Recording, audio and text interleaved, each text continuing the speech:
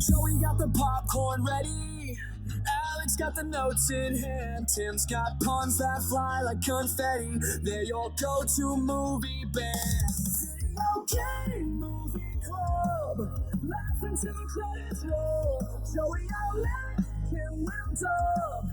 Scenes and lose control. Hello and welcome back to another Cutscenes. It's Podmas. How happy are you not to hear the Podmas jingle?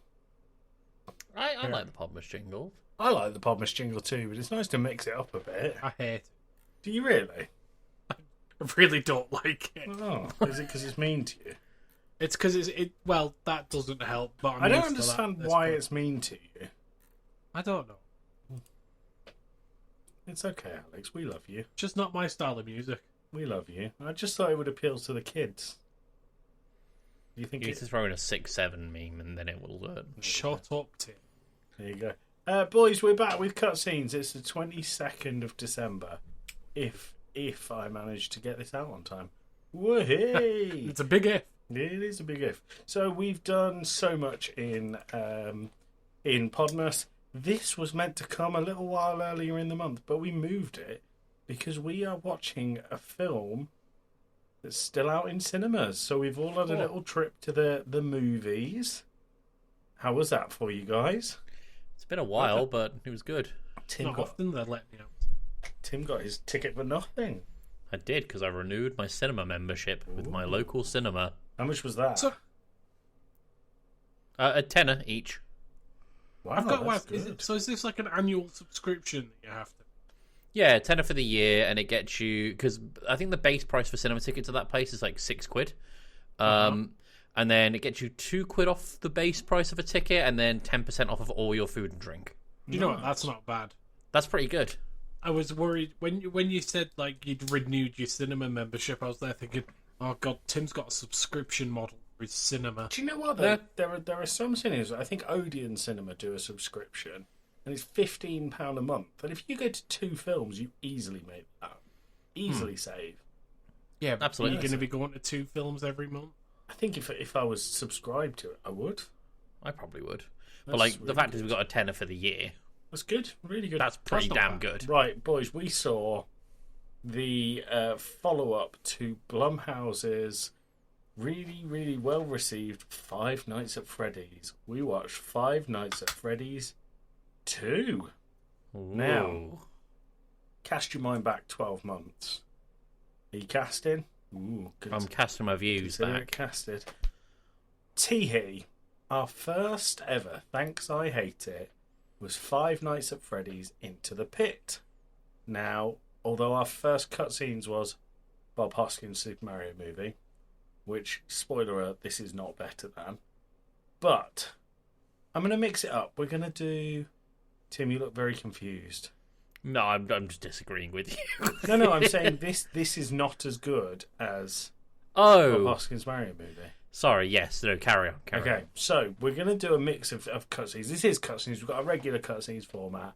And then we're going to do whether the boys and I enjoyed it or not. So, this is obviously a 2025 film. It is following the story of the Five Nights at Freddy's mainline games by Scott Cawthon. Scott Craythorne? Scott something. Scott Fazbear. Cawthon? Scott Fazbear. It's that.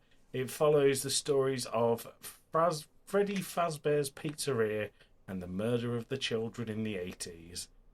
That's all you need to know before we get into what we thought. Tim, did you love this or did you hate it? I hated this from start to well, finish. I guess he hated it.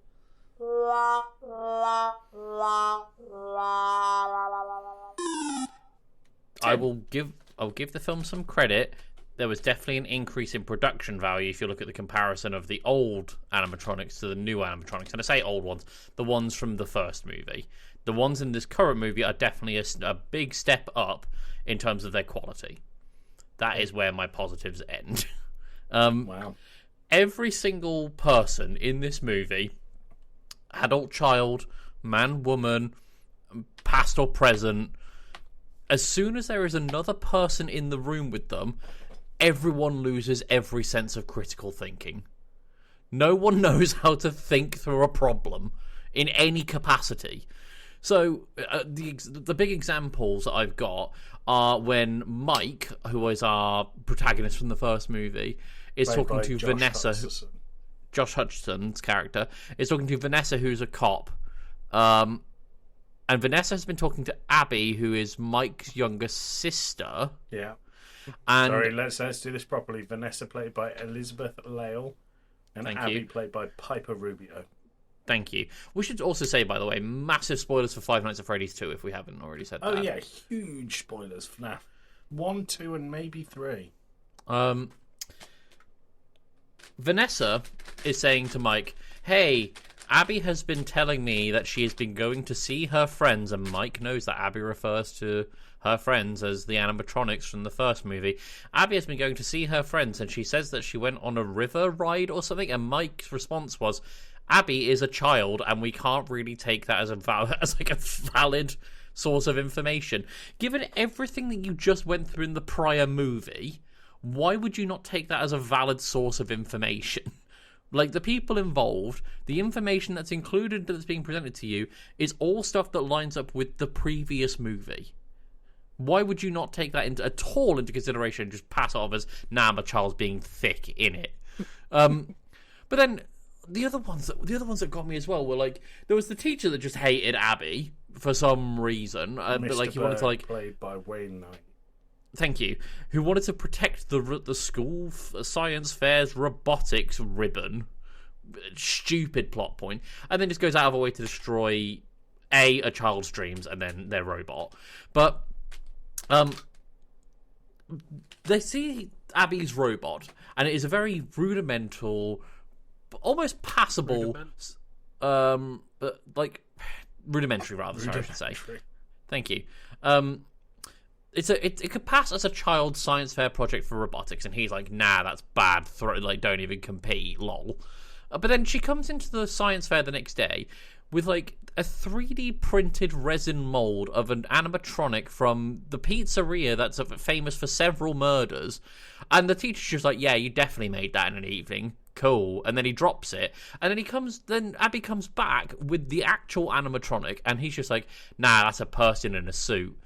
But, like, he hasn't expressed any sort of understanding of the child's previous abilities from the last 24 hours for her to turn up with then a robot she clearly didn't make and then a giant robot she definitely didn't make. There's also, when Abby runs off to go and get Chica, Mike phones the school and is like, hey, where's Abby? And the school receptionist says, oh, there was an incident, she left. She's also 11 years old. Joey, as a child, not as a child, as a person with a child. Yeah, that's right. All right, Alex, as Joey's dad. Alex doesn't know what that is. All right, so Joey, as someone with a child, if you drop them off at school for an event, and then when you phone them to say, where is my child, and they turn around to you and said, there was an incident, they left, what would your reaction be? I would lose my shit. Exactly. And no one does that. He just hangs up and the receptionist is like, God, what an asshole, is her exact words. It's just the lack of thought behind any decision in this movie. Even if we boil it back down to stuff that's not directly expressed in the plot but is more to do with the animatronics, why would someone who is planning on making an appealing set of cartoon mascots into animatronics give them human fucking teeth? It's just so disconnected and weird and unappealing to look at. And I get that's the point of the horror movie, but if we're trying to immerse ourselves in this universe, which, you know, should be part of the goal of the movie, let's make things consistent, shall we? Like, who's littering that tunnel with the river thing with, frankly, horrific pictures of, like, puppets of a marionette character, which also was, by the way, a completely bullshit plot point with, like, possession and stuff. I know that FNAF has got, like, a whole thing with spirits and whatever, but, like, this is, like, the robot possesses the person. It's a robot. I could believe it was, like, if it was, the spirit possesses the person, but this is quite clearly the robot possessing an individual. Really dumb. So you didn't like it? I fucking hated it from start to finish. What did Payne think? She thought it was okay. Okay, cool. Any other points before I pass over to Alex? Movie bad, and I can't believe they're making a third one. Well, I can believe it considering how much money it's made, but It hasn't been confirmed that there's going to be a third. it has. It's already on IMDb and Letterboxd. Really? Yep, returning cast and all. Oh, there you go. There was even a post-credit scene. I don't know if you guys stuck around for that. I did. Cool. We did, because it was after about 20 seconds of credits. Yeah, post-credits no longer means post-credits. Anything else, Tim? Yes, actually. The whole thing where the animatronics are supposed to just appear in people's houses when they're supposed to be, giant, heavy animatronics. There is no goddamn way that no one heard them coming. No way. We've heard how heavy they walk. Like, there's one bit where a modern version of Bonnie, the bunny robot thing, is just like, oh, I'm going to hang out in this little girl's room and then go downstairs and kill her mom. Don't clip that audio out of context. I shall be doing just that. But the whole thing is like, it's a heavy animatronic. A, those floors are definitely not built to support an animatronic of that weight. B, it would shake the entire goddamn house with every step. And C, it did the stupid trope of, oh, I'm going to open the fridge and when I close it, the robot's going to be there. But she would have heard it coming a million miles away. Real dumb. But every single robot interaction had that. Every single person was like, how did this 8-ton robot sneak up on me? That's amazing. Hated it. Right. Alex, what did you think? I know you want us to do the thumbs up, thumbs down, a la the I'm other going to press the show button that we regardless of what you do, so I want a binary hated or didn't hate it. Give us a Marmite answer. Then, right, if you need a binary, then... Well, he didn't hate it. I don't go for horror films, and I certainly do not give two flying shits about the Five Nights at Freddy's series. This film was very middle. It was very middling. It was fine. It was nothing to write. I wasn't mad that I went to see it. I wasn't mad that I spent money to see it, but I'm not going to be telling all my friends and anyone who'll listen about it. I think,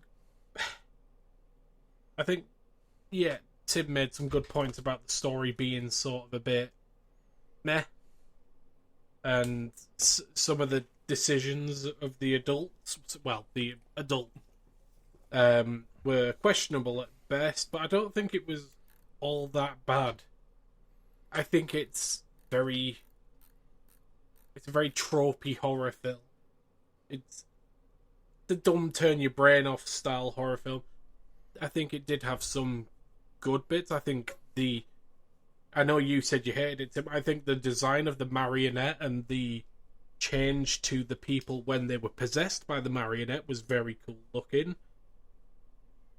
It was fine. It wasn't... I think that's it. It was fine. It was a 5 out of 10. Yeah. A 3.5 out of 7. You know what I mean? Well, IMDb puts it 5.6 out of 10, so, it looks like it agrees with you. Bang average. Yeah, and I think that's exactly what it is. It was bang average, but then again, the games weren't good, so, with the source material. On that topic, sorry, just before you jump in with your thoughts, Joey, can I add one more bit of thing that I actually did appreciate about the movie? Wow, yeah. So the films are clearly meant to be, drawing a lot of inspiration from the games, with like the doors in the first game and like the lack of doors in the second game. And I like that they actually called that out, because that was the one thing I found incredibly stupid in the second game, was the lack of doors. And like Josh Hutcherson's character Mike just goes, why on earth did they build this office without a door? Who built this place? But then, like, the only means of defending yourself you've got in the second game is to put on a Freddy Fazbear mask to make the animatronics think that, you are an animatronic. Josh Hutcherson looks at this very same mask and just goes, there is no way that is going to work. And then it does, and he was like, I don't understand how this works, and they don't address it further. I actually kind of appreciate that. Yeah. I think that they understood my main criticism from a lore perspective of the second game. it was a very sort of almost cookie cutter horror film. You know, you could replace the animatronics with demons, you could replace them with spirits, you could replace them with aliens, and the story would still work. Arguably, the story would probably work better with any of those three rather than, as you say, 8-ton, 7-foot tall animatronics walking around a sleepy little village in the middle of fucking Denver, Colorado, or wherever it was. Nice. Joey, what are your thoughts? Well, he didn't hate it. See, Tim, you're wrong. You are wrong, Tim. Tim, I think you went into this game with the expectation that you already hate it because you hate Five Nights at Freddy's, which is fair, which is absolutely fair. I don't like the games. I think the games are mundane and pretty dull. I think this was a film that understood its source material a lot better than the first film did. Have we all seen the first film? Yeah. We did a cutscenes on it, didn't we? No, I don't think we did. I thought we I did. think we did because I've watched it for some reason and I wouldn't have gone out to watch it. Surely not. I don't know. I don't think we have. I'm going to look it up while you're chatting. Have a look. So the thing I really hate about the Five Nights at Freddy's movie is something that they brought back for this one, and that was they made all of the characters friendly animatronics. And I get that the idea is that they tempt children in, kill them, steal their souls, etc. But I liked that the animatronics in this one, we had evil animatronics. Tim, have we done it for a We have not. We did security breach the game, but that was it. Yeah. Oh, yes, the TV. We are missing part of the 2025 schedule. So. No, I'm sure we didn't do it. Oh, I've searched Spotify. Listeners, correct us if I'm wrong, but so they Why made. the fuck have I watched the first one then? But Sorry, Joey. The first one I hated because they did all that shit where they got to the thing, and instead of him being a night guard that's being stalked to be killed, they bring the daughter and then they have a funny little party, and then they lie on the floor and make snow angels in the dirt and stupid stuff like that. Whereas this one, they started off 20 years in the past, and that is a contentious point I have to add to Tim's stupidity of this story. They start off 20 years in the past, they open up with Springtrap or William Afton abducting a child to kill them. The marionette kills and possesses Charlotte, who is a child in 1982, and then 20 years later, we wake up with Vanessa from the first game having nightmares about her father, William Afton, and generally having a bad time. This film is set a year after the first one. Just 1 year. And it makes it very clear that when Vanessa wakes up, they're saying this is 20 years on from the death of Charlotte in 1982. In what world is anything in this movie from 2002? That was one thing I really focused on. I think I annoyed Chris, who I went with. Like, this is meant to be 2002 and they're playing songs from 2015. Things like that. The movie was really dumb, and I'm not going to get away from it. The movie was exceptionally stupid. The campy, over-the-top teacher being mean to Abby, the animatronics themselves were stupid and over-the-top. The dumb trope that Tim really took umbrage with of these animatronics move silently in the dark. The ridiculous scene where Mangle, the foxy animatronic, was on top of the car and no one was supposed to know, and none the wiser, as it tried to kill someone in public. This was all really, really stupid. But it was fun stupid. And what it did much better than the first film was it understood the games. There was so much here from the games that I'm not the biggest FNAF guy in the world. But did you notice when Mike, Josh Hutcherson's character, was in that office with no door, which was pretty lifelike to the game, when he turned his light on, there was a shadow of a Bonnie, which is an event in the game called Shadow Bonnie, and if you see that, it basically means you're going to die. And they included that in the film, which I really, really liked. It was only for a split second, but it made me think that this is more than just the first one, which is let's do I don't even want to say a horror game. There was one jump scare in the first one. And that was another thing I thought was very good in this one. Five Nights at Freddy's is a jump scare YouTube bait game. This one was littered with jump scares. I know you guys, I don't think you care or get jumped by jump scares, but there was loads of jump scares in this. It's not my favourite medium, but it shows that they're trying to be more faithful to the source material. My thoughts. Right, let's go through the synopsis. So, a year on from the first Five Nights at Freddy's, Mike and Abby have moved away to try and rebuild their life and get a bit of normality. Abby hears her friends, in quote marks, calling out to her.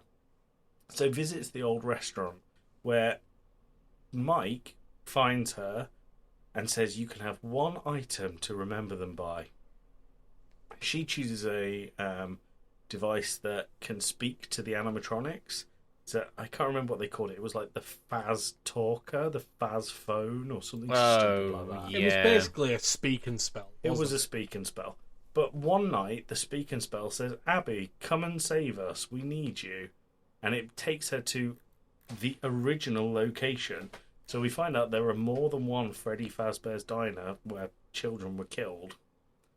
Abby goes there and finds a new model of her friend Chica, which is one of the animatronics, and it helps her build a robot for her science class, which her teacher doesn't want her taking part in the famous science fair.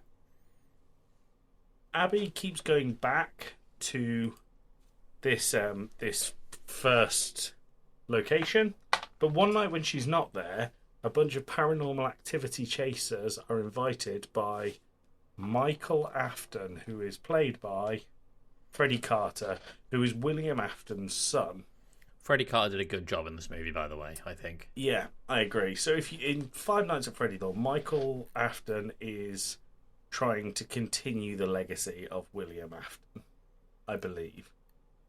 So he gets the marionette, which is a animatronic that is exclusive to the original location, and was the one that killed Charlotte in 1982, and it's bound to its music box by the music played on another music box, which gets broken by the paranormal chasers. All hell breaks loose, and the marionette is freed and possesses the body of Lisa, played by McKenna Grace. I was amazed to see McKenna Grace in this film, even if it was for about 10 minutes. Through Abby interacting with Chica and the other robots, they find a defense mechanism that was installed by William Afton and William Afton's partner, who I can't remember the name of. But they basically make it so none of the animatronics can get outside of the building. It's the perimeter check, I think it is. Yeah, and when Vanessa finds out that Abby's at this location, she goes herself to get her. Abby is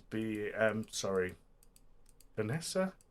Vanessa gets kidnapped by the marionette, and Abby is kind of tricked into disabling the perimeter barrier, meaning that the animatronics can run wild throughout the town over the weekend, which is FazFest. So whenever people see them, they're like, hey, cool animatronic, dude.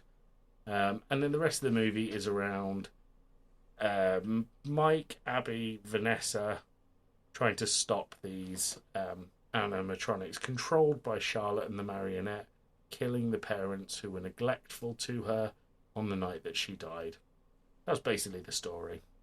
It ends on a dreadful cliffhanger where Vanessa becomes possessed by the marionette. But we also have a post-credit scene. Now, the post-credit scene, is important to say, Matthew Lillard is in very little of this movie, but what he's in is great. He's William Afton, and he's in Vanessa's nightmares, just being a psychotic asshole dad. I really enjoyed his performance, but the post-credit scene is these guys who are like repo and taking apart the original diner, and they find the animatronic of Springtrap, which is the bunny that set off all the killing of the children, and it twitches. Now this sets up the third movie, because Five Nights at Freddy's 3 is set in like a haunted house with all of the original stuff from the original Freddy Fazbear's. There's no other animatronics in it apart from Springtrap. So this is saying that's what they're going to do for the third movie. Anything I missed there, gentlemen? I mean, loads, because it was very quick. But I mean, there was the scene from the 80s that we briefly touched on, where Charlotte, we see Springtrap kidnap a boy. I know you mentioned that Charlotte is killed, but there's the whole bit where, and this kind of leans into my whole thing, where adults in this film are just completely incapable of thought. Charlotte sees a boy get kidnapped, and she goes running around like all these different parents going, help, there's someone in trouble, there's someone being kidnapped, there's someone about to die, and the response that she's met every time with is, go tell your parents or leave me alone. Yeah. The adults are talking was one of them. Yeah. But those parents are the ones that the animatronics are out to kill because they were neglectful on the night of Charlotte's death. Can I also say, by the way, the climax of the movie, like, I appreciate what they're doing with the old animatronics being the good ones and the new ones being the bad ones, and the new ones beat the old ones beat the bad ones. It might be the dumbest looking thing I've ever seen on a fucking cinema screen in my life. Well, there is no way it could be taken any form of seriously. I hate the old animatronics being the good guys. It really annoys me. I really thought that we'd get away with it without that being the case. What I did enjoy is the new design of the animatronics. Have you seen that clip of the guy playing FNAF 2? And he comes across Chica, and he's like screaming and screaming and screaming, and then he flashes light on Chica, and he just stops and goes, "Damn, she a bad bitch though," and then carries on screaming. Oh yeah, that was the same design as Chica in this one. It really made me laugh. That explains the review on IMDb that I saw where someone talked about a guy dry humping his popcorn whenever she was on the screen. Yes. What was your favourite scene in the film, guys? Alex, I'm going to start with you because Tim's fucking miserable this evening. I'm going to think. I have to say, the scene, and it was a couple of them, the scenes of Abby and Vanessa becoming the marionette was a very nice little bit of visual effects, and I really liked how they did it. Okay. I think the way that they moved, because it was almost kind of contortionist, weird little gremlin spider creature close to the ground. I think it just worked really well for what... It was the only time in the films where I thought, oh, that's a bit unnerving. Okay. Nice. So I think that was a highlight for me. My one was Vanessa's nightmare of her dad just trying to kill her. I just thought that was a solid bit of cinematography, because it had like the long corridor with all the doors as well, didn't it, and things like that. Just thought that was very cool. It almost felt a bit out of place in the film because it was really quite good. Yeah. Compared to the rest of the film, which was, baseline. I really liked when they made the "I want to see what's inside your head" joke for the fourth time. Oh yeah, they really did ham that up. It was like, once is fine. Please come up with something new. People in the cinema. So how busy was the cinema when you guys went to see it? It was myself, Payne, and 3 other people. There might have been about 6 or 7 other people. I went on opening night, and we had to get a later screening than planned because every other showing was sold out, including the one we went to. So we got the last 2 tickets. This was packed. And the "see inside your head" joke got a laugh in the audience every single time. Thing is, if they'd only done it when Chica popped the teacher's head, it would have been great. But the fact that we'd heard the line 3 times already, it was like, say the line, Chica. All right, say the line again, Chica. I want to see what's inside your head. But no, like, me being facetious aside, the scene with Matthew Lillard, like, probably the best one in there. the outside of that, the final scene where Mike told Vanessa to stay away from him and Abby because it was the first time he'd switched his brain on for the movie. Yeah. That was something. I was ready for it. I was ready for that bit to be, oh, come with us because everything's evil here. Come with us, then we'll be a family together. And instead he went, fuck off. Leave me alone, and for good reason as well. Being like, Oh, 100%. being around you is trouble. Stay away from me and my sister. I also like the bit where they went to the restaurant from the first game and picked up the bear and it went, "Arr, arr, arr, arr, arr." Yep, I really was a fan of that as well. Like when my head wasn't in my hands watching this movie, that bit did get, I will admit, a bit of a chuckle. Good. My next question is, do you feel like this is a good video game movie adaptation? It's hard. Yeah. I'm really going to come into this with a bit of and I'm fully acknowledging my negative bias here because I don't like the Five Nights at Freddy's games at all. But from what I understand, it seems to be reasonably faithful. They've obviously taken liberties here and there, but from what I understand, it's not too far removed. Yeah, but barring the animatronic going into town and killing adults, it is pretty faithful in the reference, like the hur, hur, hur, hur, and there's a child laughter before one of them appears, which I know is a thing in the game. Mm-hmm. Yeah. It was faithful to the source material. The problem is the source material's a bit shit. I think it was. I would say this is a good video game movie adaptation. The first one, I would say, isn't a good video game movie adaptation. So well done for getting better. So, which means that by taking logical steps, the third one should be the most incredible bit of cinema that's ever been made for a video game. I didn't say it was a great film. I said it was a good movie adaptation. I had fun with it. I'm not great that I went to see it. I guess the question that everyone's asking is, who would Christopher Walken play? Freddy Fazbear, no question. What would you Have say? him play the marionette. The marionette would be good, coming out of the box. You killed me. What would he say as Freddy Fazbear, Tim? He would just do the horror. I'd do that as Christopher Walken. Har. Wow. Now there's a film I'd watch. Yep, me too. There you go.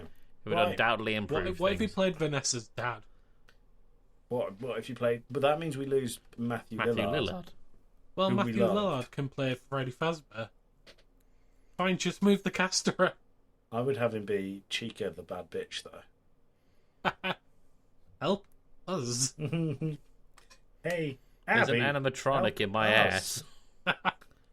I like that it always devolves down to things inside Christopher Walken's ass. He's got other movies, but who cares at this point? That's the one. That's the one. Right. I don't want to dwell on this for too long because I feel like we've said it all. It's an okay movie, from my opinion, but it doesn't go very far beyond the surface. So, if you guys are happy, I'm going to ask what we're watching next time on Cutscenes, and watch you guys absolutely shit yourself. Because we haven't got anything planned. I mean, it's Tim. Is And it? it's in less than a month. Oh, Tim, choose a film on the spot right now that isn't Santa with muscles. Oh, I really want to watch Santa with muscles again, though. It needs to be a video game. What can I pick? What You can know what? pick? You know what? It's going to be a fucking fighting game movie. Well, it wasn't, but now it might be. No. What was your initial thought? Tim? I was going to go with Borderlands, Yes, but yes, Borderlands is in wait, there. Borderlands is in there. wait. Tim's realised that he'd have to host it. What if I wanted to go with the 1990s Street Fighter movie? No, Borderlands in there. It's locked in. On the 5th of January, we're watching Borderlands. Thanks, Tim. Well, we'll probably watch it before. Yeah, but Thanks, Tim. Oh, more fucking fighting game movies. Man, like genre, stop the presses. Oh, there you go. Boys, thank you very much. Is there any other way to play this out than the Freddy Fazbear?